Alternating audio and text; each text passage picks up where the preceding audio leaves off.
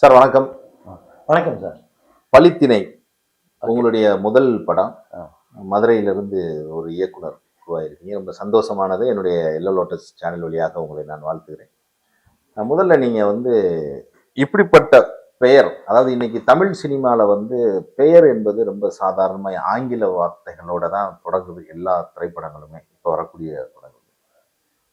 பழித்திணைன்ற ஒரு அருமையான தமிழ் பெயரை தேர்ந்தெடுத்ததற்கான காரணம் என்ன? அதுல இருந்து நம்ம நேர்காணலை தொடங்குவோம். கண்டிப்பா சார். வணக்கம். வெற்றிவேல் விரைவேல். வணக்கம். என்னுடைய பேர் கண்ணன் ராமையா. நான் மோகன் ராஜா சார்ட்ட ஒரு கலாபர்சன்ட் எம்குமன் சனாமங்கலத்தில் ஜாயின் பண்ணேன். அப்புறம் நந்தா பெரியசாமி சார்ட்ட ஒர்க் பண்ணியிருக்கேன். அப்புறம் சில்வா சார்ட்ட ஒர்க் பண்ணியிருக்கேன். இப்போ தொடர்ந்து பல படங்கள் ஒர்க் பண்ணியிருக்கேன். இப்போ நீங்கள் கேட்ட கேள்விக்கு வரேன் நான். பழித்திணை, பழியும் பழி தீர்த்தல் நிமித்தமும். இப்போ நீங்கள் சொன்ன மாதிரி எல்லா படங்களும் ஆங்கில டைட்டில் தான் வந்துக்கிட்டே இருக்கு. அது ஒரு ட்ரெண்டாகவே வந்துருச்சு. நாங்களுமே ஆங்கில டைட்டில் தான் யோசித்தோம். ஆங்கில டைட்டிலே நம்ம வைப்போம் அப்படி தான் யோசிச்சுட்டு இருந்தோம். அப்போ வேற ஒரு விஷயங்களா பேசுறது. சரி, புது வார்த்தை பழித்திணைன்ற வார்த்தை தமிழில் கிடையவே கிடையாது. அது ஒரு ஒரு ஜோன், ஒரு பழிவாங்கிற நிலத்தை குறிக்கிற ஒரு வார்த்தையாக இருக்கட்டும். அப்போ அந்த கதையுமே ஒரு லொக்கேஷனில் ஒருத்தருக்கு ஒருத்தர் பழிவாங்கிற கதைகளாக இருக்கிறதுனால ஸோ அது விஷயமா அந்த ஜோனை குறிக்கிற வார்த்தை தமிழ்ல திணையை மென்ஷன் பண்றதுனால குறிஞ்சி திணை, முல்லை திணை, அந்த வகையில் 6வது திணையா இது பழித்திணையா இருக்கட்டும். ஸோ பழியும் பழிவாங்குதல் நிமித்தமும் அதான் பழித்திணை. கதையும் அதை பத்தி பேசுறதுனால அது ஒரு கண்டென்ட்டா இருக்கட்டும் சொல்லி நாங்க அதை செலக்ட் பண்ணோம். இப்போ அந்த படத்துல பாத்தீங்கன்னா ஒரு காவல் அதிகாரிகளுடைய பார்வையிலிருந்து தான் ஃபர்ஸ்ட் அப்படியே தொடங்குது. திடீர்னு பாத்தீங்கன்னா அந்த நேர்கோட்டு திரைக்கதை என்பது அப்படியே ஒரு சிதறல் வடிவத்தில் அப்படி எல்லா கதாபாத்திரங்களும் உள்ள வர்றாங்க. வெவ்வேறு விதமான கதை சூழல்களை பேசப்படுது இந்த படம். தமிழ் சினிமாவில் இது ஒரு வித்தியாசமான முயற்சி. இந்த மாதிரியான கதையை தேர்ந்தெடுத்ததற்கு என்ன காரணம்? உங்களுக்கு வேற ஏதாவது காரணம் இருக்கா? ஓகே. திரைக்கதை எழுதுறப்ப இந்த கதையை பொறுத்த மட்டும் ஒரு ரோலர் கோஸ்டர் எக்ஸ்பீரியன்ஸை ஆடியன்ஸ் நான் கொடுக்கணும்னு முடிவு பண்ணேன். ரோலர் கோஸ்டர் எக்ஸ்பீரியன்ஸ் என்பது மேலே ஏறி கீழே மேலே விழுந்து அப்படி ஜம்ப் ஆகி ஒரு என்ன சொல்றது பங்கி ஜம்பிங் மாதிரி ஒரு விஷயமா அது இருக்கட்டும் சொல்லி ஒரு திரைக்கதை எழுதுறப்ப அந்த மூடோட தான் எழுத ஆரம்பித்தோம். ஸோ அதுக்கு கையில் இருக்கிற ஒரே ஆயுதம் ட்விஸ்ட்டுகள் மட்டும்தான். அப்போ அதை ஆடியன்ஸை கனெக்ட் பண்ணுற ஒரு விஷயமா நம்பகத்தன்மையோட ட்விஸ்ட்டுகளும் ரோலர் கோஸ்டர் எக்ஸ்பீரியன்ஸாக அந்த கதை இருக்கட்டும் சொல்லி ஒரு விஷயம் முடிவு பண்ணோம். ஏன் அந்த முடிவு பண்ணோம்னா படத்தில் கதை மாந்தர்கள் எல்லாமே புது கதை மாந்தர்கள். புது கதை மாந்தர்களா வச்சு ஒரு கதை பண்றப்ப யாராலையும் ப்ரிடிக்ட் பண்ண முடியாது. இதுதான் நடக்கும், இதுதான் நடக்க போகுது அப்படின்னு ப்ரிடிக்ட் பண்ண முடியாதனாலையும் ஸோ இப்படி ஒரு திரைக்கதை எழுதிட்டு போனா யாரும் ப்ரிடிக்ட் பண்ண முடியாது. ஆடியன்ஸை தொடர்ந்து நூல் பிடிச்ச மாதிரி பின்னாடி வந்துகிட்டே இருப்பாங்க. அந்த ஒரு முடிவுல தான் அப்படி ரோலர் கோஸ்டர் படம் பார்க்குறப்போ ஒரு திரைக்கதை அனுபவம் ரோலர் கோஸ்டர்ல ஏறி உட்காந்து ஒரு ஜம்ப் அடிச்சு பங்கி ஜம்பிங் அடிச்சு அப்படி இருக்கும். அந்த அனுபவத்தை இந்த திரைப்படம் நிச்சயமா கொடுத்துருக்கு. இது வரைக்கும் படம் பார்த்த எல்லாருமே அதை ஃபீல் பண்ணியிருக்காங்க அப்படின்னு சொல்லி எனக்கும் அது ரொம்ப நாங்கள் பட்ட நம்ம குழு எல்லாமே சேர்ந்து டிஸ்கஸ் பண்ணி அந்த ஐடியாவை ஃபைனல் பண்ணோம். ஸோ நிச்சயமா படம் பார்க்க உங்களுக்கும் இந்த திரைக்கதை இந்த திரைப்படமும் ஒரு ரோலர் கோஸ்டர்ல ஏறி இறங்கி ஒரு பங்கி ஜம்பிங் அடிச்ச மாதிரி தான் திரைக்கதை டெஸ்ட்டுகளோட அமைஞ்சிருக்குது. நீங்களும் படம் பார்த்தா அதை கண்டிப்பா உணர்வீங்க. இப்ப இந்த முயற்சியில இன்னொரு முக்கியமான அம்சமாக நான் பார்க்கறது என்ன அப்படின்னா, அனைவருமே ஒரு ப்ரொஃபஷனல் ஆர்டிஸ்ட்கள் இல்லை. எல்லோரையும் நீங்க அழகா உங்களுடைய கதைக்கு பழக்கப்படுத்தி பயிற்சி கொடுத்து நடிக்க வச்சிருக்கீங்க. இவர்களெல்லாம் நீங்க தேர்ந்தெடுத்தீங்க இல்லையா? அந்த அனுபவம் சொல்லுங்க. இப்போ திரைக்கதைக்கு நண்பர் ஒருத்தர் சப்போர்ட்டா திரைக்கதை எழுதி முடிச்சிட்டோம். அப்ப திரைக்கதை மாந்தர்கள் அப்ப நம்ம கிட்ட இருக்கிற என்னென்ன சோர்சஸ் எல்லாம் எடுத்தப்போ ஒரு சிறு முதலீட்டுல படம் பண்ணணும்னு முடிவு பண்ணியாச்சு. நான் சரியான திரைக்கதையை தேர்வு பண்ணியாச்சு. இப்போ ஆர்டிஸ்ட் நாங்க செலக்ட் பண்றப்போ ஒரு கேரக்டர் எழுதுறப்ப நம்ம ஒரு கேரக்டர் பயோகிராஃபி எழுதிருப்போம். இந்த உருவம் எப்படி இருக்கணும், இந்த உடை தான் போடணும், அவங்களுக்கு இந்த கலர் கொடுக்குறோம். ஒருத்தரா நாங்க செலக்ட் பண்ணி ஆடியோ கேரக்டரோட பயோகிராஃபி எழுதி முடிச்சோம். அதுக்கேற்ற மாதிரி நடிகர்களையும் நமக்கு கொஞ்சம் போல பொருளாதார உதவி பண்றவங்களையும் நாங்க தேடிக்கிட்டே இருந்தப்ப இவங்க எல்லாம் கிடைச்சாங்க. இவங்க எல்லாம் யாரும் இதோட ஒரிஜினல் முகம் கிடையாது. யாருக்கும் இந்த ஒரிஜினல் முகம் கிடையாது. நீங்க அவங்களோட நேர்ல பாத்தீங்கன்னா தெரியும். அவங்கள நம்ம டிரான்ஸ்ஃபார்ம் பண்ணியிருக்கோம். தாடி இல்லாதவங்களால தாடி வளங்க இப்படி இருக்கணும். ஒரு கதைப்படி ஒளிஞ்சு மறைஞ்சு வாழ்ற ஒரு 3 பேர். ஸோ அவங்க காட்டுக்குள்ள சேவ் பண்றதுக்கு அதுக்கு வழி இருக்காது. இயல்பா எப்படி போனாங்களோ அப்படிதான் இருக்கணும். இப்போ தாடி வளர்த்து முடி வளர்த்து கட் பண்ணாம அப்படி இயல்பா வேணும். இன்னொன்னு காட்டுல இயல்பா இருக்கும்போது குளிரும் வெயிலும் அடிச்சு தோல்ல கருத்து போயிடும். அந்த வேணுன்றதுக்காகவே அவங்களுக்கு அது பயிற்சி எடுத்தோம். குறிப்பா ஒரு கதாபாத்திரங்களுக்கும் மதுரை முழுக்க எல்லா ஊர்களையும் நான் ஆடிஷன் நடத்தினேன்.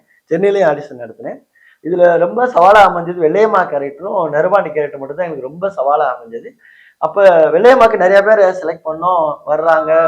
பேசுனாங்க. அவங்களோட அந்த இன்வால்மெண்டோட, ஏன்னா இந்த வெள்ளையம்மா கேரக்டர்ன்றது இன்வால்மெண்டோட முதல்ல மாடு கூட ஒரு 2 மாசம் பழகணும். ஜல்லிக்கட்டு மாடு விளையாட்டு கிடையாது. அப்ப மாடு கூட பழகணும். அதுக்கேற்ற அந்த மாதிரி ஜல்லிக்கட்டை நீங்க பழக்குனீங்களா அந்த ஆமா மாடு? ஆமா அவங்கள செலக்ட் பண்ணி வெள்ளையம்மா ஒரு போராடி செலக்ட் பண்ணி அவங்களுக்கு ஒரு பயிற்சி கொடுத்ததுக்கு அப்புறம் ம். முதல்ல சொல்லிட்டேன், ம். ஜல்லிக்கட்டு கூட மாடு கூட 1 மாசம் பழகணும்.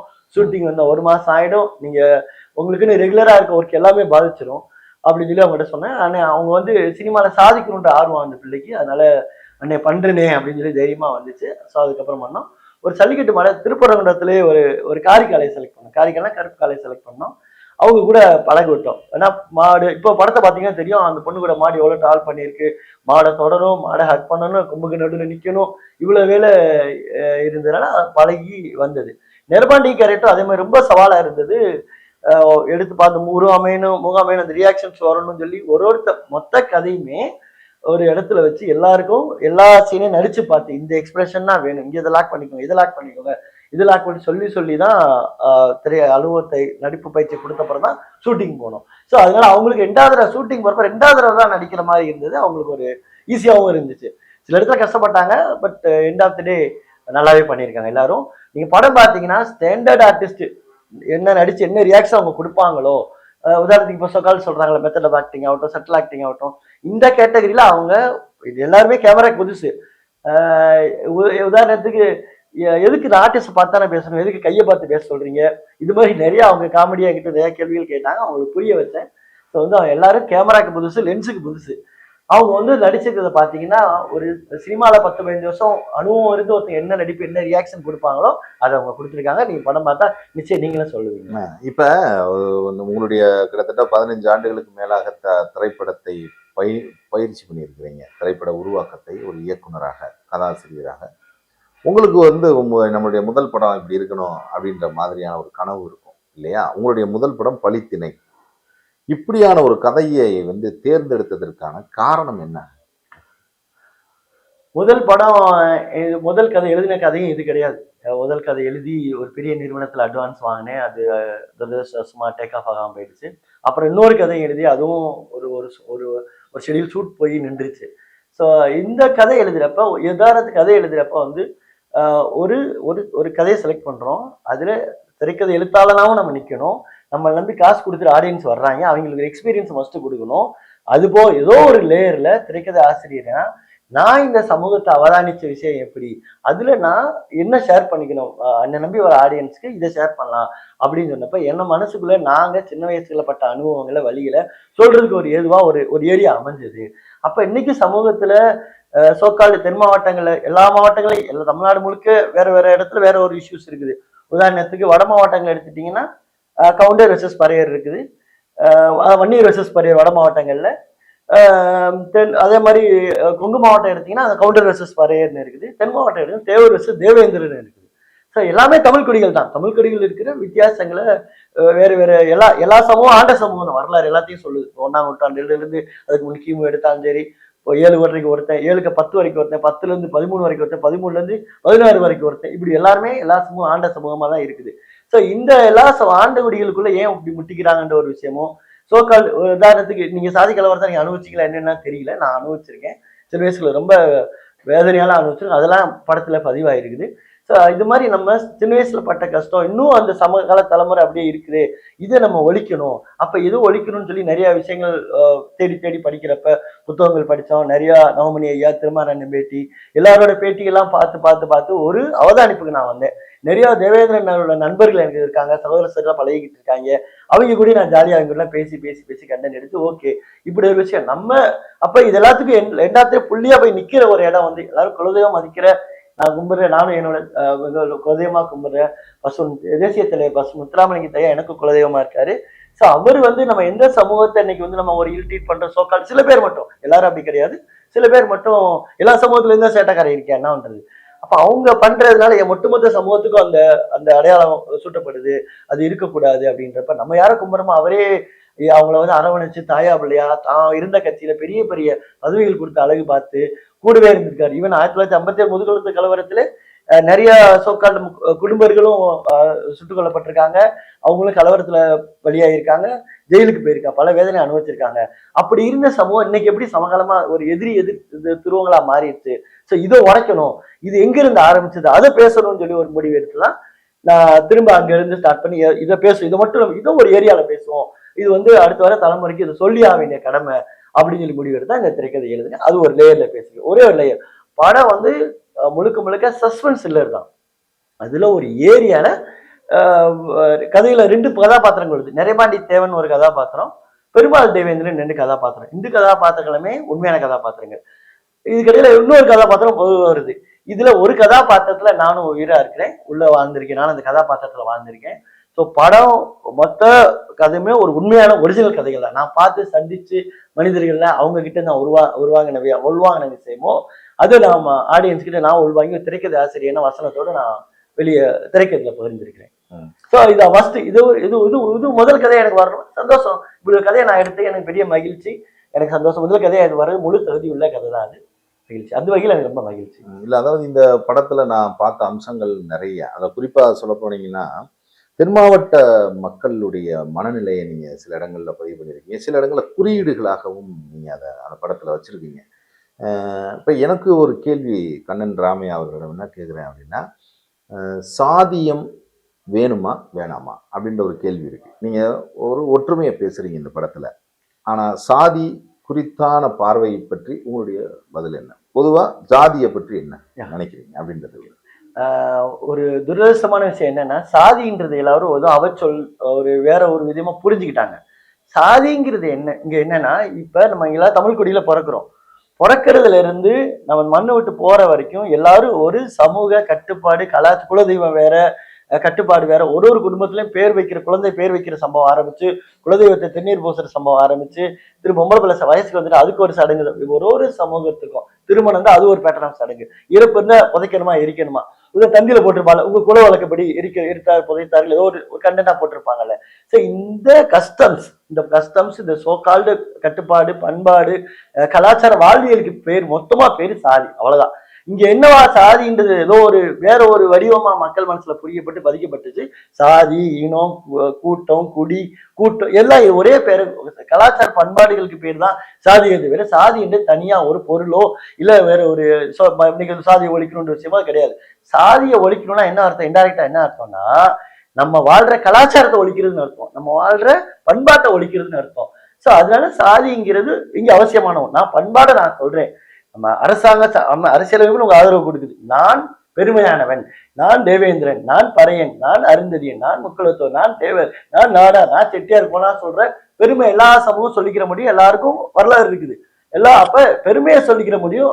அதுல நான் உயர்ந்தவன் சொல்லாதான் சிக்கல் வருது. நான் என் பெருமையை சொல்ற எனக்கு முழு அதிகாரம், ரைட்டு பிரைவசி, ரைட்டு எக்ஸ்பிரஸ்ல அதிகாரம், அரசியலுக்கும் அதிகாரம் கொடுத்துருக்கு. ஸோ அதனால சாதிங்கிறது அது மக்கள் தவறா புரிஞ்சுக்கிட்ட மாதிரி ஒரு அவசரா பயிற்சியை தவிர அது ஒரு பண்பாட்டு கலாச்சாரம், அது அவசியம் என்னோட கருத்து, அவ்வளவுதான். இப்ப பெருமையை பேசுவது ஒரு முரண்பாடை உருவாக்காதா? என்னுடைய கேள்வி அது. நீங்க ஜாதி பெருமிதம் பேசுவது, நான் பெரியவன், என்னுடைய சமூகம் பெரியது அப்படின்னு பேசுறது ஒரு முரண்பாடை உருவாக்காதா அப்படின்னு கேட்கிறேன். எஸ், நான் பெருமையான சொல்றத எல்லாத்துக்கும் உரிமை இருக்கு, நான் உயர்ந்தவன் சொல்றது இங்க பிரச்சனை இருக்கு, அதுதான் இங்க பிரச்சனை. நான் பெருமையை எல்லா சமூகங்களும் பெருமையா போட்டுக்கோங்க. பெருமையை உதாரணத்துக்கு இப்போ இன்னொரு இஷ்யூ ரிலவெண்டா இன்னொரு இஷ்யூ சேர்ந்தே வருது. பேருக்கு பின்னாடி சாதியை பேர் ஏன்பா போடணும் கேள்வி இருந்துகிட்டே இருக்குது. இன்னைக்கு சமகாலத்துல இல்ல, இப்ப சாதியை ஒழிக்கணும்னா பேருக்கு பின்னாடி சாதியை தூக்கணும்னு சொல்றாங்க. இப்ப சாதி எல்லாரும் தூக்கிற சமகாலத்தை எங்கேயுமே மெஜாரிட்டி சமூகம் போட்டுக்கிறது இல்ல. சாதி ஒழிஞ்சிருச்சா? இன்னைக்கு எல்லா எல்லாருக்கும் சாதி தெருவும் காலனியோ இல்ல தெருவும் சரியா ஒன்னாயிருச்சா? ஆகல இல்ல. அதனால சாதி பேருக்கு பின்னாடி சாதி போட்டதுனாலயோ சாதி இந்த சோக்கால் இவங்க சொல்ற நம்ம ஒழிக்க வேண்டியது திரும்ப சொல்ல வந்த விஷயத்தை ஒழிக்க வேண்டியது பாகுபாடை தவிர சாதி இல்லை. இந்த பாகுபாடை மட்டும் தான் நம்ம ஒழிக்கணுமே தவிர அது பாகுபாடு கேட்டகரியில வர்றதா அந்த உயர்ந்தவன் தாழ்ந்தவன். நான் பெருமையானவன் சொல்லிக்கிறேன், எல்லாத்துக்கும் உரிமை இருக்கு, எல்லாரும் சொல்லுங்க தான் சொல்றேன். நான் தேவேந்திரன் சொல்லிக்க உங்களுக்கு உரிமை இருக்கு, நீங்க சொல்லுங்க. வரலாற்று ஆதாரங்கள் இருக்குது, எல்லா ஆதாரங்கள், இலக்கியங்கள், பாடல்கள் எல்லாமே உங்களுக்கு ஆதரவா இருக்கு, நீங்க சொல்லிக்கணும். நான் பெருமையான சொல்லிக்க உரிமை இருக்குது, நான் உயர்ந்தவன் அப்படின்னு சொல்ல இன்னொருத்த தாழ்ந்தவன சொல்லிடுறோம். அப்ப இன்டைரக்டா அதை சொல்லக்கூடாது, அது எங்களுக்கு உடன்பாடு இல்லை, அதுதான் நான் வலியுறுத்துறேன். இப்ப நீங்க கேட்ட கேள்விக்கே வரேன். நான் இப்ப ஒண்ணு சாதி அவசியமான்னு கேட்டா இந்த பண்பாடுகள் அவசியம். சாதி அவசியம் நீங்க உங்க வார்த்தை வச்சுக்கோங்க. நான் வந்து என்ன சொல்றேன், இந்த பண்பாட்டு கலாச்சாரம் எல்லா குடிகளுக்கும் அவசியம். பண்பாடு இல்லைன்னா என்னப்பா ஆயிருது, அதுல என்னப்பா கிடைச்சிட போகுது அப்படின்னா, நான் வெளிநாடுகள் சுத்தி இருக்கேன். வெளிநாடு எல்லா நாடுகள்லையும் மக்கள் வெளியே போற எல்லா திரும்ப திரும்ப ஆரிஜின் தேடி வர்றான், பண்பாடை தேடி வர்றான். எல்லா வெளிநாடுகள் போன எல்லா இடத்துலயுமே ஒரு மியூசியம் வச்சு அந்த சமூகம் வந்த வரலாறு பண்பாடு எல்லாத்தையும் பாதுகாத்து வச்சிருக்கான். அப்ப வரலாறு தான் நமக்கு வழிகாட்டி.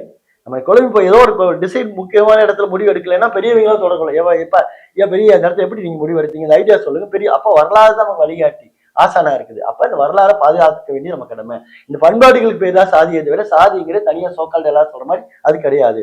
அப்ப நீங்க சொல்ல பாரு முற்போக்கு, இப்ப சாதி போட்டுக்கிறது முற்போக்கு, அது வந்து இல்ல அப்படின்னு சொல்லி சொல்றேன். இங்கேயும் ஒரு தவறான புரிதல் ஏற்பட்டுச்சு என்னோட கருத்து.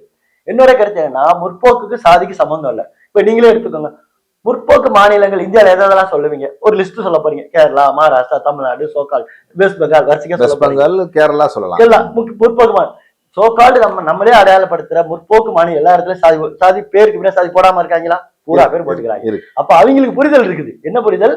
சாதி வேறு முற்போக்கு வேறு. சாதி பேரை போட்டுக்கிட்ட முற்போக்க எல்லாருமே இயங்குறாங்க. கம்யூனிஸ்ட் தோழர் இயங்குறாங்க, எல்லாருமே இயங்கதான் செய்யறாங்க. சரிப்பா, உலகத்து பக்கம் வருவோம்.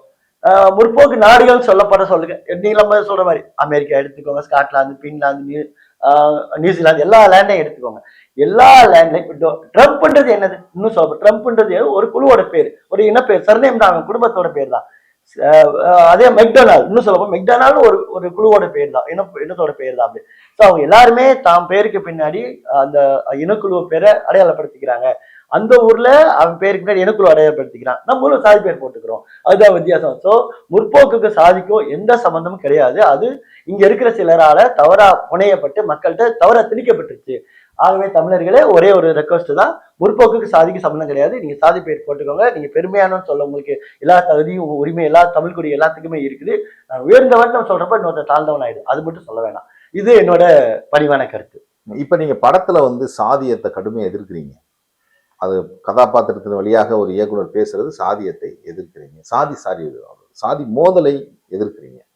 ஆனா இங்க நடக்கிற எல்லா பிரச்சனைக்கும் எல்லா மோதலுக்கும் சாதிய பிரதானமா இருக்கு தமிழ்நாட்டுல. அதை பத்தி என்ன நினைக்கிறீங்க?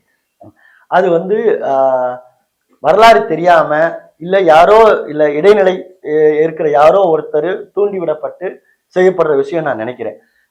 இத எந்த சமூக சொக்கால் முட்டிக்கிட்ட சமூகம், நீங்க ரெண்டு சமூகத்தை எடுத்து பாத்தீங்கன்னா கிட்டத்தட்ட அவங்களோட குணநலனோ கலாச்சார வடிவமோ பக்கத்துல தான் இருக்கும். பெரிய வித்தியாசம் இருக்காது.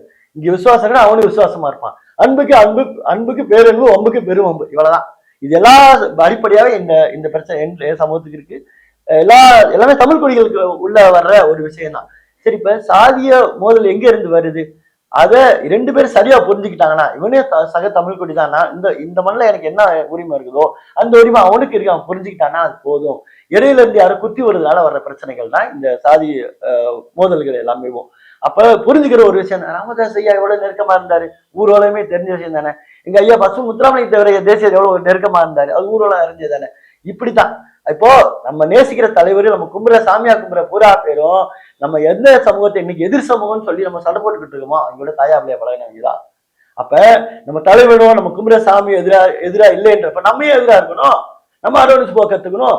அப்புறம் அதனால அவர் சாமின்னு சொல்றதுலயோ அவர் குலதெய்வம்னு சொல்றதுலயோ அவர் பின்பற்றது அர்த்தமே இல்லையே. அது என்னோட கருத்து. சோ அதனால இடையில இருக்கவங்களால அது குத்தி பிரச்சனையா வருதே தவிர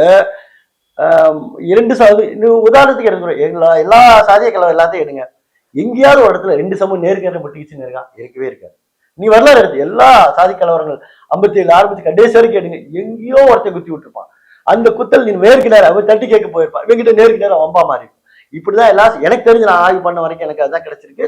இல்ல ஏதாவது மாற்று கருத்து இருந்தா சொல்லுங்க. நான் இப்ப தேவர் தேவேந்திரர் முரண் குறித்து நேரடியாவே பேசுவோம். அந்த தேவர் தேவேந்திரன் முரண் என்பது இடைநிலை சமூகத்தால் மேலும் மேலும் அது கூர்மைப்படுத்தப்படுகிறது. முரண் உருவத்தை உருவாக்கப்படுகிறது, முரணை உருவாக்குறார்கள் அப்படின்றத உங்க படத்துல ஒரு கதாபாத்திரம் வழியாக பேசுறீங்க. அப்ப தேவர் தேவேந்திரன் முரண் என்பதே இடைநிலை சமூகத்தால் உருவாக்கப்படுவதுதான் அப்படின்னு முடிவுக்கு வர்றீங்களா? நிச்சயமா அந்த முடிவு நான் கண்டிப்பா அந்த முடிவுக்கு தான் வர்றேன். ஏன்னா எங்கேயுமே தேவர் தேவேந்திரன் நேரடி மோதல்கள் இல்ல. தேவேந்திரருக்கும் வேற ஒரு சமூகத்துக்கு ஒரு பிரச்சனை நிற்கும். அந்த பிரச்சனையை இங்க போய் நிக்கிறான், இந்த மாதிரி எனக்கு பிரச்சனை காப்பாத்தி விடுன்றப்ப நம்மளால என்ன சண்டைக்கு போறான். இது இன்னொரு பக்கம் சொல்றேன். இந்த இடைநிலை சமூகம் என்ன பண்ணும், ஒரு பிரச்சனை தேவேந்திரத்தை போய் நிக்குது. அவன் என்ன பண்ண தேவட்ட சண்டைக்கு வர்றான். இப்படிதான் எல்லா சமூகங்களும் இந்த இடைநிலை சமூகங்களாலதான் இந்த பிரச்சனைகள் பெருசாக்கப்பட்டு தொடர்ந்து வருது. அப்ப என்ன ஆகுது, சண்டை வந்து மட்டும் நேர்கிட்ட. ஏன்னா அடிபட்டா இவனும் பதிலுக்கு பதில் கோவப்படுறேன், பதிலுக்கு பதில் வீரியம், பதிலுக்கு பதில் அன்பு, வழக்கம் போல அன்புக்கு பேரன்பு, வம்புக்கு பெரு வம்பு. அதுவும் அவனும் விட்டு கொடுக்கறது இல்லை. அப்ப அந்த சண்டைகள் அந்த இயல்பாவே அந்த பிறவி குணமா இருக்கிறதால அந்த சண்டைகள் அவங்க போட்டுக்கிறாங்க. இது இடைநிலை சமூகங்கள உள்ளவங்களாலதான் இது தூண்டப்படுதுன்றது என்னோட கருத்து. இன்னொரு விஷயம், ரொம்ப சிம்பிளான ஒரு விஷயம் சொல்லிடுறேன். எல்லா வில்லேஜுக்கும் போங்க, மெஜாரிட்டி ஒரு வில்லேஜுக்கு ஒரு உதாரணத்துக்கு 2000 ஓட்டு இருக்குன்னா அந்த 2000 ஓட்டுல ஒரு 800 ஓட்டு தேவேந்தர் ஓட்டு இருக்கும். மிச்சம் இருக்க ஒரு 700 ஒரு 600 ஓட்டு தேவர் ஓட்டா இருக்கலாம். இப்ப மிச்சம் இருக்கிற 2 பேரும் இது ஒரு 800 அது ஒரு 1400 ஓட்டு, இவங்க 2 பேர் சேர்ந்தாலே 1400 ஜெயிச்சு போயிடுவாங்க. இவன் எழுதான சம்பந்தம்லாம் என்ன பண்றான், மிச்சம் இருக்க 400 ஓட்டுல 300 ஓட்டுல கொண்டு போய் ரெப்ரசன்டேட்டிவ் வைக்கிறான். அவனுக்கு ஓட்டு போட 2 பேர் ரெடி. ஆனா இவன் என்ன, அவன் ஓட்டு போட மாட்டான், அவன் ஓட்டு போட மாட்டான். இந்த பிரச்சனை அப்ப யாரோ ஒருத்தருக்கு இந்த சண்டை தேவைப்பட்டுக்கிட்டே இருக்குது. இது ஒரு ஒரு கிராமத்துக்கு பொருந்தும், நகரத்துக்கு பொருந்தும், நாட்டுக்கு பொருந்தும். இதுதான் நடந்துட்டு இருக்க விஷயம். தேவைப்பட்ட எல்லா அரசியல் செலக்ட் பண்ணி பாத்தீங்கன்னா தெரியும். ரெண்டு சமூகம் அடர்த்தியா இருக்க ஊர்களே பொதுநிலை சமூகம் தான் ஆட்சிக்கு வரான். இடைநிலை சமூகத்துல ஒருத்தன் தான் வந்து எம்எல்ஏவோ எம்பியாவோ கவுன்சிலராவோ, ஏன் கீழ்மட்ட லெவல்ல ஆட்சியா வர்றது கூட இவங்களுடைய இந்த 2 பேர் பகமே ஒருத்தருக்கு தேவைப்பட்டுக்கிட்டே இருக்குது. அதை கரெக்டா பயன்படுத்தாங்க, அரசியல் பண்றாங்க. இது தெரியாம 2 சனங்களா அடிச்சுக்கிட்டு சாவுது. இதை நிறுத்தணும். அது அங்க ஒரு சின்ன ஒரு அணில் முயற்சி தான், ஒரு பட்டர்ஃபிளை எஃபெக்ட் தான் நான் எடுத்திருக்கேன் இந்த திரைப்படம். இப்ப ஒரு ஒரு நீங்க வந்து அந்த படத்துல 2-3 இடங்கள்ல வசனமே வந்து சில சமூகத்தை நேரடியா பேசுறீங்க. இவங்க ரொம்ப தெளிவாயிட்டாங்க அப்படின்ற ஒரு சமூகத்தையும், இன்னொரு சமூகம் இவங்கெல்லாம் அப்படிலாம் பேச விடக்கூடாது அப்படின்றது இன்னொருத்தர், இந்த இரு சமூகத்தையும் சாராத ஒருத்தர் பேசுற மாதிரியான ஒரு போர்ட்ரேட் பண்ணிடுவீங்க படத்துல. இப்ப என்னுடைய கேள்வி என்ன அப்படின்னா, இப்ப இந்த 2 சமூகமும் சாதிய ரீதியாகவே தான் மக்கள் பார்க்கப்படுகிறார்களா இந்த இந்த இருவரையுமே அப்படின்ற ஒரு கேள்வி இருக்கு. தேவரன்னா அப்பா அவங்க இப்படி, தேவேந்திரனா இவங்க இப்படி, அப்படித்தான் பாக்குறாங்களாங்க. அது அவங்க மனசுல கட்டமைச்சுக்கிட்ட விஷயம். பரம்பரையா கட்டமைச்சுக்கிட்ட விஷயம். தேவர்னா இப்படிதான் இருப்பாங்க, தேவேந்திரன் இப்படிதான் இருப்பாங்கன்னு அவங்க மனசுல சிறு வயசு சொல்லி கொடுத்து கட்டமைச்சுக்கிட்ட விஷயத்தினாலதான் அது அதுக்கேத்த மாதிரி துரதிர்ஷ்டம் நம்ம ஆளுகளை நம்ம சட்டை இவங்களும் அப்படி இருக்கு அவங்களும் அப்படி இருக்கிறதுனால அது அவங்களுக்கு இன்னும் அது பேசின கருத்து உண்மையாயிடுது. அந்த சிக்கல்னாலதான் 2 பேருமே ஒட்டிக்கிறாங்க. அப்புறம் இன்னொரு விஷயம் என்னன்னா, அந்த பொது சமூகத்தை வந்து ஈவன் சென்சார்லே கேட்டாங்க, படம் பார்த்த நண்பர்கள் பத்திரிகையாளர்லாம் கேட்டாங்க, பொது சமூகம் யாருன்னு கேட்டாங்க. அந்த பொது 2 சமூகத்தை அடையாளப்படுத்திட்டேன். நம்ம கொஞ்சம் துணிச்சலாவே இவர் தேவேந்திர இவர் தேவர்னு அடையாளப்படுத்திட்டேன். அந்த பொது சமூகம் யாருன்னு ஒரு கேள்வி எல்லாத்துக்கிட்டே இருந்துகிட்டே இருந்தது. வட மாவட்டத்துல பார்த்தவங்க இவர் தான் அந்த சமூகம் என்று கேட்டாங்க. தென் மாவட்டங்களில் பார்த்தவங்க இவர் தான் அந்த சமூகம் என்று கேட்டாங்க. கொங்கு மாவட்டம் இதோட நான் எந்த சமூகம் சொல்ல, யாருக்கு மனசுல தோணும் அவங்க வச்சுக்கோங்க. ஆனா பிரச்சனை வந்து இந்த 2 பேருக்கு பிரச்சனை வந்துடக்கூடாதுன்னு நான் எடுத்துக்கிட்டு வேற இன்னொரு சமூகத்தை பத்தி கவலையில அவங்க டேர் பண்ணாலும் நான் டேர் பண்ணிடுவேன். அதனால வந்து இது இந்த இஷ்யூ வந்து 2 பேரும் சண்டை வந்துடக்கூடாதுன்னு திரும்ப இன்னொரு சாதி கலவரம், சாதி கலவரத்தால பாதிக்கப்பட்டவங்க நாங்க. படத்துல சில காட்சிகள் வரும். அந்த காட்சிகள் எல்லாமே சாதி கலவரத்துல நாங்க சின்ன வயசுல எப்படி பாதிக்கப்பட்டோம், அந்த மாதிரி பாதிப்பு நாளைக்கு நம்ம பிள்ளைங்களுக்கு வந்துடக்கூடாது அப்படின்ற ஒரு எண்ணத்தினாலையும், சாதி கலவரம் ஒன்று இருந்த இந்த மண்ணில் வரவே கூடாதுதான், இந்த மண்ணில் வந்துடக்கூடாதுன்னு முடிவா எடுத்த படம் தான் இது. படத்தை பார்க்குறப்ப உங்களுக்கு தெரியும். ஸோ இன்னும் சுருக்கமா சொல்லிடுறேனே, இன்னைக்கு பட்டியலின இயக்குநர்கள் நிறைய பேர் வந்துட்டாங்க. அதுல முக்கியமா அடையாளப்படுற எனக்கும் பிடிச்ச பாரதி சார் ஆகட்டும், ஈவன் மாரி செல்வராஜ் சார் ஆகட்டும், அவங்க தொடர்ந்து அவங்க சமூகத்துல அவங்க பட்ட வழிகளை தொடர்ந்து சொல்லிக்கிட்டே வர்றாங்க.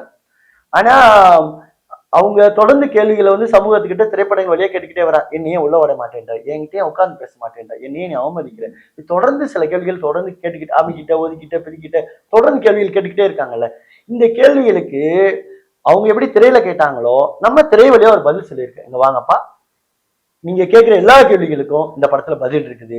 ஸோ உங்க மற்றவங்களை கூட விட பட்டியலின இயக்குநர்கள் இனிமேல் இந்த அமைக்கிட்டாங்க ஒதுக்கிட்டாங்க பிதிக்கிட்டாங்க யாரும் கதை எடுக்கக்கூடாது. அதுக்கு இந்த படத்துல பதில் சொல்லியிருக்கு. பொது சமூகம் தெருவுல இருந்து ஒரு பதில், எப்பா நீ கேட்டேலப்பா, ஏப்பா மண்டே இது ஒருத்தன் சொல்றான், நிறமாண்டிட்டேன் சொல்றான், இந்த எப்பா இதுதான்ப்பா நான் இதனாலதான்ப்பா நான் அப்படி இருக்கேன், வா திருத்திக்கிறோம் இல்லாம 2 பேரும் அந்த முக்கியமான உரையாடல் 10 நிமிஷம் படத்துல, படம் ஃபுல்லா ஒரு சஸ்பென்ஸ் இல்லை படம் தான். ஒரு 10 மினிட்ஸ் வந்து அவங்க 2 பேரும் உரையாடல் வந்து ஒரு ரொம்ப முக்கியமான உரையாடலா நாங்க வடிவமைச்சு அதை உணர்ந்து எடுத்திருக்கோம். அது உங்களுக்கு நிச்சயமா கனெக்ட் ஆகும் அப்படின்றது என்னோட கருத்து. சோசியல் ஸ்டிக்மா, அதாவது உளவியலில் ஏற்படுத்தப்படுகிற ஒரு உணர்வு நிலையை தான் சாதியத்தால் வரக்கூடிய ஏற்றத்தாழ்வை ஒரு மனிதனுக்கு உருவாக்குது அப்படின்றத நம்ம இந்த விவாதத்தின் அடிப்படையில் பார்க்குறோம். அப்படி இருக்கும்போது இந்த சாதியத்தை ஒழிப்பதற்கு சாதியத்தை வைத்து சாதியத்தை குறித்தான டயலாக்குகளும் சாதியத்தை குறித்தான விவாதத்தை பேசியே என்னால் சாதியத்தை ஒழிக்க முடியும் நம்புறீங்களா? சாதியத்தை ஒழிக்கின்றதை விட சாதிய பாகுபாடுகளை அந்த ரூட் எடுத்துக்கலாம். ம். இப்ப சாதிய பாகுபாடை ஒழிக்கிறதுக்கு முதல் வழியா நான் என்ன நினைக்கிறேன்னா, இப்ப எப்படி இப்ப வந்து எல்லாரும் பேருக்கு பின்னாடி கோனார் பேர் போட்டுக்கிறாங்க, நாடார் பேர் போட்டுக்கிறாங்க, செட்டியார் பேர் போட்டுக்கிறாங்க, தேவர் பேர் போட்டுக்கிறாங்க. போடாத சமூகங்கள் யாரு? பட்டியலின சமூகங்கள் தான். இப்ப பட்டியலின சமூகங்களும் நான் குமார் தேவேந்திரன், நான் யோகேஷ் தேவேந்திரன், நான் மல்லிகார்ஜுன், எல்லாரும் சமூகங்கள் பறையர் ஆகட்டும், அருந்ததியர்கள் ஆகட்டும், அவங்களும் பேர் போட்டுக்கிட்டாங்கன்னா ஒரு லேயர் வந்து நிற்கும். இப்ப நிறைய சிக்கல்கள் எங்க ஆகுதுன்னா, இப்ப நானே நிறைய பேர்கிட்ட பழகிருக்கேன். அவங்க தேவேந்திரன் தெரியாம பறையன் தெரியாம பழகிருப்பேன், அவங்களும் தெரியாம பழகிருப்பாங்க. தெரிஞ்சதுக்கு அப்புறம் ஒரு சின்னதா ஒரு ஒரு அயற்சி ஒன்று வருது. அது அது ஏன்னா எனக்குள்ள கட்டமைக்கப்பட்ட விஷயம். எனக்கு சோர்ஸ் நான் உருவாகல.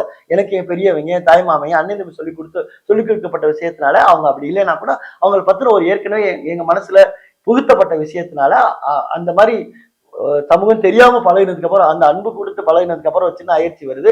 அதுக்கப்புறம் அது ஒரு சின்ன தயக்கத்துக்கு அப்புறம் திரும்ப தொடரும். நம்ம எங்கேயும் நட்புக்காகவோ நட்பை தான் பாக்குறோமே தவிர அந்த சாதியை பாக்குறதுல திரும்ப அதே நட்போட அதே அன்போட தெரிஞ்சுட்டு பழகுறோம். இது கூட தேவையில்லை. முதலே நான் என்னாரு நான் அப்படின்னு அவங்க தைரியமா சொல்லிட்டாங்க, நான் பிரச்சனை இல்லை, தெரிஞ்சே பழகுவோம், தெரிஞ்சே அன்பா இருக்கும். இன்னொரு விஷயம் என்னோட கருத்து என்னன்னா, சாதி பெயர் போட்டுக்கிறது ஒரு முக்கியமான விஷயம் நடக்கும் நான் நம்புறேன். சாதி விட்டு சாதி மாற காதல் இருக்குல்ல, அது நடக்காது. சாதி பேர் நம்ம குழந்தைகளுக்கு சாதி பேர் போட்டாலேயும் சாதி விட்டு சாதி மாற காதல்கள் குறையும். நடக்குதோ இல்லையோ குறையாச்சும் ஆரம்பிக்கும். ஏன்னா இங்க நிறைய காதல்கள் எல்லாமே சாதி பேர் தெரியாம, சாதி என்னன்னு தெரியாம அந்த பையனோ பொண்ணோ லவ் பண்ணதுக்கு அப்புறம் தான் இங்கிட்டும் போக முடியாம அங்கிட்டும் முடியாம மாட்டிக்கிறாங்க. சாதி பேர் தெரிஞ்சதுக்கு லவ் பண்றாங்கன்னா அது ஓகே, வெள்ளன். அது சம்பந்தப்பட்ட 2 குடும்பங்கள் பொறுத்தான். ஆணவ கொலை என்பது 2 குடும்பங்கள் பொறுத்தான். இப்ப தமிழ்நாடு ஆணவ கொலை சட்டம் கொண்டு வரதுக்காக வலியுறுத்திக்கிட்டு இருக்காங்க சில பேர். அது வரட்டும், வந்துச்சுனாலும் நாங்க எங்களுக்கு அந்த சட்டம் கொண்டு வர எந்த உடன்பாடும் கிடையாது. நாங்க எதுக்குதான் செய்யறோம். ஏன்னா இருக்கிற சட்டங்களே போதும்.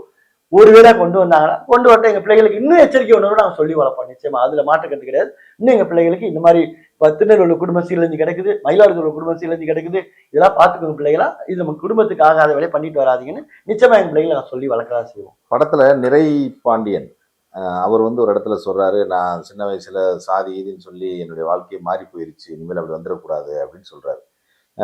தேவர் சமூகம் ஆகட்டும், தேவேந்திரர் குல வேளாளர் சமூகம் ஆகட்டும், இளைஞர்களுக்கு சரியான அரசியல் படுத்தப்படாத ஒரு சிந்தனை போக்கு இருக்கு அப்படின்னு ஒரு விமர்சனம் இருக்கு. அது அது நீங்க ஒரு படைப்பாளியா நீங்க அதை எப்படி எதிர்ப்பு? கண்டிப்பா நான் எல்லாரையும் சொல்ல வரல. சில பேர் 2 சமூகத்திலுமே சமூக போராளின்னு சொல்லிக்கிட்டு சமூகத்துல அவங்கள சரி பண்ணிக்கிறதுக்கு உண்டான, அவங்க சொபஸ்டிகேட்டா இருக்கிறது உண்டான எல்லா வேலையும் சில சமூக போராளி 2 சமூகத்திலையும் பாக்குறான். ஒருத்தர் மட்டும் நான் 2 சமூகத்திலையும் பாக்குறாங்க. அது தவறு. அவங்க சரியா அரசியல் படல. அது சில அரசியல் படுத்தப்படலன்னு என்னோட கருத்து. சரியா அரசியல் புரிதல் என்பது என்ன? நம்ம எல்லாருக்கும் போய் நிக்கிற ஒரு இடம் என்னது? தேசிய தலைவர் பசும் முத்துராமலிங்க தேவர். அவர் எப்படி இருந்தாரு? அவர் வழிகாட்டுதல் படி போனாலே இந்த இஷ்யூஸ் இருக்காது. நம்ம அவங்க சகோதரனாவோ ஓகே வாங்கப்பா ஒன்னா இருப்போமா, நம்ம 2 பேர் சேர்ந்தா அரசியல். படத்துல ஒரு முக்கியமான வசனம் வரும். இங்க நானும் தேவேந்திர ஒருத்தர் வேலை வசனம் சொல்ல, இங்க நானும் நிர்வாகியோ இல்லாம உன்னால இங்க ஒண்ணுமே செய்ய முடியாதுன்னு ஒருத்தர் வான் பண்ணுவார். அதுதான் யதார்த்தம். அந்த அப்ப இப்ப மற்ற அரசியல்வாதிகள் தங்க சுயநலத்துக்காக அவங்க இருக்கிற சாதிய சமூக போராளின்னு சொல்லி பயன்படுத்திக்கிறாங்க. இதுல நிறவாண்டி தேவனோட கதாபாத்திரம் ஓரளவுக்கு பாதி அது மாதிரி ஒரு கதாபாத்திரம் தான். அவன் எப்படி ஒரு ஒரு வாட்ஸ்அப் செய்தியால தூண்டப்பட்டு எப்படி சமூக போராளியா மாறி இது அவசியம் இல்லைன்னு சொல்லி அவன் ஃபீல் பண்ணி திரும்ப வெளியே அவன் ஒரு கேட்டகரி எடுக்கிறான், ஒரு முயற்சி எடுக்கிறான். அந்த முயற்சிக்கு அப்புறம் என்னவாகிறான்றது அந்த திரைக்கதை. இன்னும் சுருக்கமா படம் சொல்லும் செய்தி, இவ்வளவு சுருக்கமா சொல்ல படம் சொல்லும் செய்தி என்னன்னா, தேர்ட் மன்ல கமல் சார் டைலாக் ஒன்று வச்சிருப்பாரு. ஏத்துக்கிட்டதெல்லாம் போகும்டா, இன்னொரு தேர்ட் மனுக்கு நடத்தப்படாதா அப்படின்னு ஒரு டைலாக சொல்லிட்டு நடந்துட்டே போவாரு. அதுதான் நானும் சொல்ல வரேன். இந்த படத்துல நிரபாண்டிக்கு நடந்த மாதிரி இன்னொரு தேவேந்திரர் மனுக்கோ, இன்னொரு பறையர் மனுக்கோ, இன்னொரு செட்டியார் மனுக்கோ, கோலார் மனுக்கோ, நாடார் மனுக்கோ நடந்துடக்கூடாது. படம் பாத்தீங்கன்னா தெரியும் நிர்வாணித்தன் எவ்வளவு சோதனை அனுபவிக்கிறான், எப்படி ரெக்கவர் ஆகுது. அவனோட படத்தை பாத்தீங்கன்னா தெரியும். நிர்வாணித்தன் நடந்த கொடுமை மற்ற சமூகம் யாருக்கும் நடந்துடக்கூடாது, மற்ற எந்த பிள்ளைகளுக்கும் நடந்துடக்கூடாதுன்றது என்னோட கருத்து. இன்னொரு விஷயம் அதுல இருக்குது. நிறவாண்டித்தவன் யாரு? நிறவாண்டித்தவன் மாமன்னன்ல மாரி செல்வர் சார் வந்து ஒரு கேரக்டர் கிரியேட் பண்ணியிருப்பார். ரத்னவேலு ஒரு கேரக்டர் கிரியேட் பண்ணியிருப்பார். அந்த கேரக்டரோட இன்னொரு வடிவம் தான் நிறவாண்டித்தேவன். அப்படித்தான் இருக்கு படத்துல. ஆமா, நிறவாண்டித்தேவன் இன்னொரு வடிவம் தான் அவரு நிறவாண்டித்தேவன். அதாவது சுருக்கமா சொன்னா மாரி செல்வராஜ் சாரும் பாரதி சார் தொடர்ந்து சமூகத்திட்டு கேள்விகள் கேட்டுக்கிட்டே இருக்காங்களா, அவங்களுக்கு பதில் இந்த படத்துல இருக்கு. இனிமேல் அவங்களும் இதை செய்யக்கூடாது. ஏன்னா மாரி செல்வராஜ் சார் 90 விட்டு வரவே இல்லை, அங்கனுக்குள்ள இன்டாப்ல. இந்த சமகாலத்துல தேவேந்திர சமூகம் எவ்வளவு வரைக்கும் நான் அவதானிக்கிறேன், நண்பர்கிட்ட அவதானிக்கிறேன், மற்றவங்கிட்ட அவதானிக்கிறேன். அவர் அந்த அவதானிப்புல எடுக்கலைன்றது என்னோட கருத்து. பாரதி சார் பத்தி நான் சொல்றதுக்கு எதுவும் இல்லை, இது என்னோட கருத்து. இப்ப அந்த தென் மாவட்ட இளைஞர்கள் வந்து முத்துராமலிங்க தேவரை சரியாக புரிந்து வைத்திருக்கிறார்களான்ற கேள்வி இருக்கு. என்னன்னா, முத்துராமலிங்க தேவர் வந்து ஒரு விடுதலை போராட்ட வீரர். காங்கிரஸ்ல இருந்து ஃபார்வர்ட் பிளாக்ல வந்து களமாடியவர். அவருக்கும் சாதி அரசியலுக்கும் துளியும் சம்பந்தம் இல்லை. அது உங்களுக்கு நல்லா தெரியும். ஆனா இன்னைக்கு இருக்கக்கூடிய தென் மாவட்ட இளைஞர்கள் வந்து அவருடைய படத்தை வச்சுக்கிட்டு, முக்கியமா முத்துராமலிங்க தேவர் படத்தை வச்சுக்கிட்டு சாதியம் பேசும் இளைஞர்கள் முத்துராமலிங்க தேவர் படத்தை வந்து இன்ஸ்டாகிராம்லயும் ஃபேஸ்புக்லயும் வச்சு பேசுறாங்க இல்லையா? அப்ப முத்துராமலிங்க தேவரை சரியாக புரிந்து கொள்ளாதவர்கள் தான் இதை பேசுகிறார்கள். அப்ப இந்த இளைஞர்களை இந்த சமூகம் அல்லது இந்த சமூகத்தில் இருக்கக்கூடிய அரசியல் செயல்பாட்டாளர்கள் வென்றெடுத்தார்களான்ற கேள்வி இருக்கு. நீங்க இந்த படத்தின் வழியாக சாதி மோதல்கள் முரண்கள் கூடாதுன்னு சொல்றீங்களே, இதை நீங்க எப்படி பாக்குறீங்க? அது வந்து நம்ம ஐயாவை சரியா புரிஞ்சுக்கிறதுனால, நம்ம ஐயா சரியா புரிஞ்சுக்கிறதுனால இந்த பிரச்சனையும் வருது. ஐயாவை சரியா புரிஞ்சுக்கிட்டவங்க, ஐயா வரலாறை புரிஞ்சுக்கிட்டவங்க, ஐயாவோட இப்ப மத்தவங்க மாதிரி ஐயா வந்து தத்துவங்கள்லாம் சொல்லல. அவர் வாழ்ந்து காமிச்சு போயிருக்காரு. இப்ப நம்ம வந்து நம்ம வீட்டுல பெரியவங்க இந்த இடத்துல ஒரு முடிவு எடுத்தாங்கப்பா, இந்த இடத்துல ஒரு முடிவு எடுத்தாங்கப்பா. அது அவர் சொல்ல வர சமூகத்துக்கு சொல்ல வேண்டிய கருத்து. தனியா சொல்லல. மத்த தலைவர்கள் மாதிரி சித்தாந்தங்களை அவர் சொல்லாம ரொம்ப பெருசா கம்மியா தான் சொல்லியிருக்காரு. ஆனா வாழ்ந்து காமிச்சிருக்காரு. அதுதான் அவர்கிட்ட இருந்து நம்ம கத்துக்க வேண்டிய விஷயம்னு நான் பாக்குறேன். அவர் கரெக்டா சரியா படிச்சவங்க, ஐயா சரியா புரிந்துகிட்டவங்க, நிச்சயமா இன்னொரு சமூகத்தை தேவேந்திர சமூகம் மட்டும் இன்னொரு சமூகத்தை அவங்க வந்து அரவணைச்சுதான் போய் பழகிருப்பாங்க தவிர எதுக்கவோ எந்த வேலை செய்யவே மாட்டாங்கன்னு என்னோட கருத்து. ஐயாவை பத்தின புரிதல் இல்லாம தேவரையா பத்தின புரிதல் இல்லாதவங்க தான் இன்னைக்கு அவர் படத்தை போட்டுக்கிட்டு செலிபிரேட்டிங் கொண்டாட்டங்கள் பேர்ல செய்யற அட்ராசிட்டிஸ். அட்ராசிட்டி யாரு பண்ணாலும் தப்பு தான். பொதுமக்கள் தப்பு, காவல்துறைக்கு தப்பு, எல்லாருமே அதனால பாதிக்கப்படுறோம். அதை புரிஞ்சுக்கிட்டு ஐயாவை புரிஞ்சுக்கிட்டு அந்த வேலையை செய்ய மாட்டாங்கன்றது என்னோட கருத்து. இப்ப பழித்திணைன்ற பேர்ல வந்து சாதிய முரண் குறித்து பேசியிருந்தாலும் இது ஒரு அழகான ஒரு நல்ல கமர்ஷியல் அம்சங்கள் கொண்ட ஒரு விறுவிறுப்பான திரைக்கதையால் படமாக்கப்பட்டிருக்கிறது. இந்த படத்தை குறித்து இன்னொரு விஷயம் உங்ககிட்ட பேசணும். இந்த இந்த படம் உருவாக்க பணிக்காக தயாரிப்பாளர்கள் இருப்பாங்க. அவங்கள பத்தி கொஞ்சம் சொல்லுங்க. இப்ப கதை எழுதிட்டு மெயின் தலையை பார்த்து ஒரு சீனா சொல்லிட்டு வர்றேன். சொல்லிட்டு வந்தோடனே இந்த கதையில கடைசியா ஃபர்ஸ்ட் ஹாஃப் சூப்பர்ன்ட்டாரு. செகண்ட் ஹாஃப் வந்தப்போ ஒரு ஏரியால இந்த போர்ஷன் வந்தோடனே அவருக்கு இதுல வந்து கொஞ்சம் தான் இது ஓகே. அவருக்கு பர்சனலா அந்த அந்த விஷயங்கள் பிடிச்சிருந்தாலும் இதை மக்கள் எப்படி ரிசீவ் பண்ணுவாங்கன்ற ஒரு சின்னதா ஒரு அச்சம் இருந்தது, வியர் இருந்தது. அப்ப அவருக்கு மட்டும் இல்ல, கதை கேட்ட எல்லாருக்குமே அந்த ஒரு சில பேருக்கு தவிர ஒரு சில பேருக்கு வந்து இந்த எண்ணம் இருந்தது. அப்ப நான் சொன்னேன், நம்ம எல்லாரும் புது நடிகர்கள். அப்ப புது நடிகர்கள் வச்சு ஒரு விஷயத்த சொன்னா எவ்வளவு ரொம்ப ரீச் ஆகும் நமக்கும் தெரியாது. பட் இருந்தாலும் ஒரு முயற்சி பண்ணி சொல்லப்பட வேண்டிய விஷயம். ஒரு பொறுப்பா திரைக்கதை எழுத்தாளனா, ஒரு இயக்குனரா எனக்கு சில கடமைகள் சமூகத்துல இருக்கு நான் நம்புறேன். சில விஷயங்கள் ஒரு ஏரியா கம்மியா தான் சொல்லியிருக்கேன். ஸோ அதனால அது வந்து இது அவசியம். இந்த இதுவும் இல்லைன்னா யூஷுவல் த்ரில்லரா தான் போயிடும். நம்ம மக்கள் பார்க்காத த்ரில்லரா, நம்ம மக்கள் பார்க்காத பேய் படமா, கொண்டாடாத விஷயங்களா. அதனால இந்த விஷயம் இருக்கட்டும்ன்றது அவங்க கிட்ட சொன்னேன் நானு. ரொம்ப பெரிய விஷயம். நம்ம தயாரிப்பாளர் வேற சமூகங்களா இருந்தாலும் அதுல ஒரு போர்ஷன் லித்தின் ப்ரொடக்ஷன் வந்து முழுக்க தேவேந்திர சமூகம். அது டைம் வரப்ப நானே நேரடியா சொல்றேன் அதை. அந்த சமூகங்களும் அவங்களும் அந்த கதையை கேட்டு பார்த்ததுக்கு அப்புறம் அவங்களுக்கு ஈக்குவலா பணம் கொடுத்துருக்காங்க இந்த படத்துக்கு. அவங்க ஈக்குவலா பணம் கொடுத்து வாங்க இதுக்கு நாங்களும் கூட நிக்கிறோம்னு சொல்லி அவங்க ஹெல்ப் பண்ணி வந்திருக்காங்க. ஸோ எல்லா தயாரிப்பாளர்களும் இந்த கதையை புரிஞ்சுக்கிட்டு வாங்க இப்படி ஒரு விஷயம் சொல்லுவோன்ட்டு என்னைய புரிஞ்சுக்கிட்டதுக்காக அவங்களுக்கு ரொம்ப நன்றி. அதே மாதிரி தொழில்நுட்ப கலைஞர்கள் குறித்து ஏன்னா ரொம்ப அந்த படத்துல வந்து பல காட்சிகள் வந்து காட்டுக்குள்ளேயே தான், படமே காட்டுக்குள்ள இருக்கு. ரொம்ப சவால் மிக்க ஒரு சூழல்ல படமாக்கப்பட்டிருக்கு. அது ரொம்ப ஒரு முக்கியமான ஒரு அம்சம் இந்த படத்துடைய உருவாக்க பணிக்கு. அவங்கள பத்தி சொல்லுங்க கொஞ்சம். கதை வந்து காலையில ஒரு 5:30 மணிக்கு ஆரம்பிச்சு சாயந்தரம் 5:30 6 மணிக்கு ஒரே நாள்ல முடிகிற கதை. அப்ப பெரிய சவால் வந்து நமக்கு இருக்கிறது சூரியன் நம்ம டைம் சொல்லி ஆகணும். இருட்டு, இது காலையில் 7 மணி, இது 10 மணி, இது டாப்ல 12 மணி, 1 மணி, 3 மணி, 5 மணின்னு சொல்லி ஆகணும். நமக்கு இருக்கிற சவால் என்னன்னா சூரியனை நம்பிதான் நம்மளும் இறங்கினாலும் இந்த இடத்துல சூரியன் எப்படி இருக்குது, 7 மணிக்கு எப்படி சூரியன் இருக்கணும், அதை எங்க கேமராமேன் ஜேம்ஸ் நாகேஷ் வந்து ரொம்ப புரிஞ்சுக்கிட்டாரு. புரிஞ்சுக்கிட்டு இந்த சீன் எடுக்கிறப்ப அவருக்கு டைம் போட்டு கொடுத்துருப்பேன். இந்த சீன் இந்த டயத்தில் நடக்குது, இந்த சீன் இந்த டயத்தில் நடக்குது அப்படின்னு சொல்லி எடுத்து போட்டு கொடுத்தப்பட்ட ஸ்கிரிப்ட் தான் அவரும் வாங்கினாரு. அதை பார்த்துட்டு அவர் நிதானமா எந்த டயப்படி சூரியன் எங்கெங்கெல்லாம் இருக்குமோ அதுபடி இதுல ப்ராப்பரா கடைசி வரைக்கும் வந்து இது ரொம்ப கஷ்டப்பட்டாரு. நம்ம எழுதி கொடுத்துருவோம், அதை வந்து கரெக்டா உள்வாங்கி பண்ணணுமே. இன்னும் நம்ம ஆர்டிஸ்ட் வந்து எடுத்து ஒரு டேக்ல ஓகே பண்ண போறது இல்லையே. 10 டேக் சூரியன் நிக்குமா போயிடும் அது பாட்டுக்கு. ஸோ அந்த இதுக்கெல்லாம் ரொம்ப கஷ்டப்பட்டு வேலை பார்த்தாங்க. எங்க டைரக்ஷன் டிபார்ட்மெண்ட் தான் டிபார்ட்மெண்ட் பார்த்துக்கிட்டோம். நாங்க தான் ப்ராடக்ட் டோட்டலாகவே ப்ராஜெக்டை கோஆர்டினேட் பண்ணிக்கிட்டு ப்ரோக்ராம் சொன்னது எல்லாமே நாங்கள் தான். ஸோ அதனால் எங்கள் சிறு பட்ஜெட்னால எது தேவை எது தேவையில்லைன்றதில் நாங்கள் முடிவு பண்ணி அதை செயல்படுத்தினோம். முக்கியமாக என் கேமராமேனுக்கும் இசையமைப்பாளர் அவருக்கு ரொம்ப தேங்க்ஸ் சொல்லணும். ஏன்னா இசையமைப்பாளர் வந்து படத்தை பெரிய உயிர் கொடுத்துருக்கிறார். அவர் படத்தை ஃபஸ்ட்டு பார்த்துட்டு ரொம்ப எளிமையாக சின்ன பட்ஜெட்டில் வந்தார். படத்தை பார்த்துட்டு ஓகே எனக்கு அது வரைக்கும் 2 படம் பண்ணியிருக்காரு. பட் இந்த படம் வந்து எனக்கு ஆர்ஆர் ஸ்கோப் உள்ள படம்ன்ட்டு ரொம்ப ஃபீல் பண்ணி நான் என்னென்னா நினச்சி இந்த இடத்துல மியூசிக் வரும்னு நினச்சனோ அதை ரொம்ப அழகாக சிறப்பாக செஞ்சு கொடுத்துருக்காரு. ஸோ இசையமைப்பாளருக்கு வந்து சிறப்பு நன்றி என்னோட கருத்து. அப்புறம் எங்கள் எடிட்டர் ரங்கீஷ் சேகர் அவர் வந்து அவரோட வந்து ஆந்திராக்கார் தான், தெலுங்கு தான் அவர். பட் இருந்தாலும் இந்த படத்தை புரிஞ்சுக்கிட்டு இந்த படத்துக்கு என்ன எங்கே கட் வைக்கணும், இங்கே லேக் வைக்கணும், இந்த இடத்துல வேணும், இந்த இடத்துல வேணும்னு மொத்தமும் படத்தை லேக் வச்சு கட் பண்ணி அதை ஃபீல் பண்ணி இந்த இடத்துல வந்து இந்த ஷார்ட் போட்டால் கரெக்டாக இருக்கும் சார், இந்த இடத்துல ரீகலெக்ட் ஆடியன்ஸ் இந்த மண்ணில் இருப்பான்.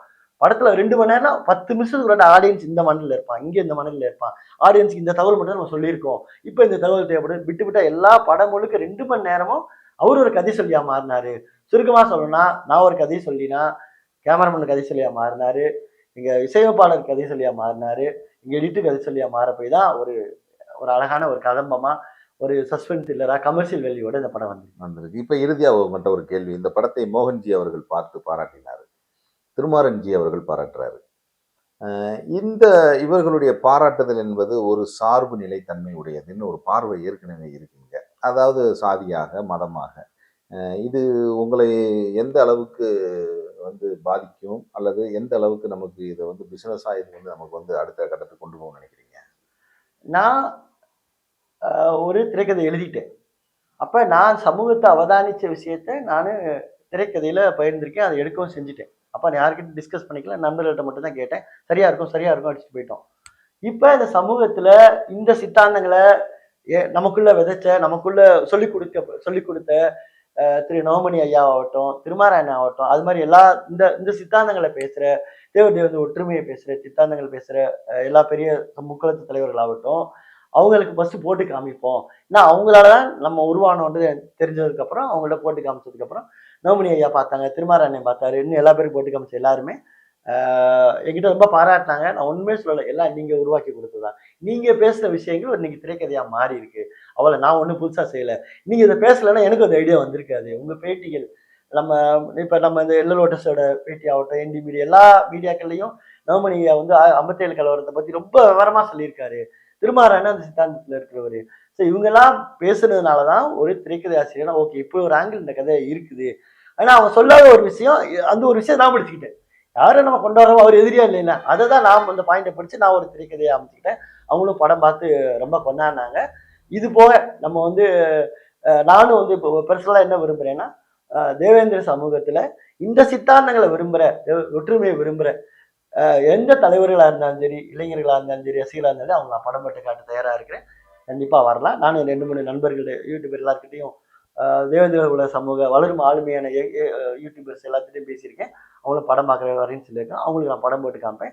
தலைவர்கள் வரலாம், தேவேந்திர சமூக தலைவர்கள் இந்த படம் பார்க்க வரலாம், நான் படம் போட்டு காமிக்க ரெடியா இருக்கேன். நிச்சயமா அந்த படம் உங்களுக்கு பிடிக்கும்.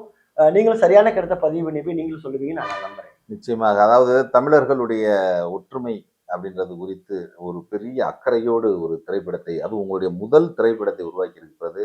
மீண்டும் என்னுடைய ஊடகத்தின் சார்பாக உங்களுக்கு நான் என்னுடைய நன்றியும் பாராட்டுதலையும் திரும்பவும் நான் ஒரு முறை பதிவு செய்ய விரும்புகிறேன். என்னன்னா இன்னைக்கு தமிழ் திரைப்படத்தின் கதைப்போக்கு வந்து உங்களுக்கே தெரியும் என்ன மாதிரியான சூழல்ல அங்கே படமாக்கப்பட்டு கொண்டு இருக்கிறது எல்லாமே. இந்த சூழலில் ஒரு எளிய கதைக்களத்தை எடுத்துக்கொண்டு மிகப்பெரிய விஷயத்தை அதுக்குள்ள பேசுகிற ஒரு படைப்பாளியாக நீங்கள் இன்னும் தமிழ் சினிமாவில் வெற்றி பெற வேண்டும். தமிழ் சமூகத்தின் ஒற்றுமையை மேலும் மேலும் வலுப்படுத்துவதற்கு உங்கள் திரைப்படம் ஒரு காரணமாக இருக்க வேண்டும் என்று கூறி இவ்வளவு நேரம் என்னோடு உரையாடியதற்கு என்னுடைய எல்லோ லோட்டஸ் டிவி சார்பாக உங்களை மனதார பாராட்டி வாழ்த்தி விடைபெறுகிறேன். மிக்க நன்றி. எனக்கு வந்து எல்லோ லோட்டஸ் நிறுவனத்துக்கும் ரொம்ப தொடர்பு இருக்குது. கிட்டத்தட்ட 4-5 வருஷமா நான் சப்ஸ்கிரைபர். அதில் நிறைய வீடியோ எல்லாரையும் பார்த்துட்டு சில இடத்த கமெண்ட் பண்ணியிருப்பேன், சில இடத்துல லைக்ஸ் மட்டும் போட்டுட்டு போயிடுவேன். நான் நேசித்த நான் கொண்டாடின ஒரு நிறுவனம் என்னை கூப்பிட்டு ஒரு இன்டர்வியூ எடுத்து எங்கள் படத்தை பற்றி கேட்டது எனக்கு ரொம்ப ரொம்ப பெரிய மகிழ்ச்சி. நிச்சயமா நீங்கள் சொல்கிற மாதிரி இதுக்கப்புறமும் தமிழ் குடிகள் ஒற்றுமையை பேசுகிற படமாக தான் நிச்சயமாக, அது முக்கியமாக தேவேந்திர ஒற்றுமையை பேசுகிற படமாக தான் நானும் எடுக்கலாம்னு யோசிச்சிருக்கேன். நிச்சயமா இந்த படம் ஒரு வெற்றியை கொடுத்துச்சு, நம்ம ஒரு நம்பிக்கையை கொடுத்துச்சுன்னா, அதை தொடர்ந்து இந்த பயணத்துல இந்த மாதிரி இந்த இந்த மாதிரி பயணங்கள்ல தொடர்ந்து நான் படங்கள் எடுக்க ஆரம்பிப்பேன். அதுக்கு உங்களோட ஆதரவு வேணும். தயவுசெய்து வாங்க, படம் பாருங்க. படத்த பத்தின கருத்துக்கள எங்களுக்கு சொல்லுங்க. நன்றி, வணக்கம். வெற்றிவேல் வீரவேல். நிச்சயமாக வெற்றி பெறட்டும். வாழ்த்துக்கள். ஜெய்ஹிந்த்.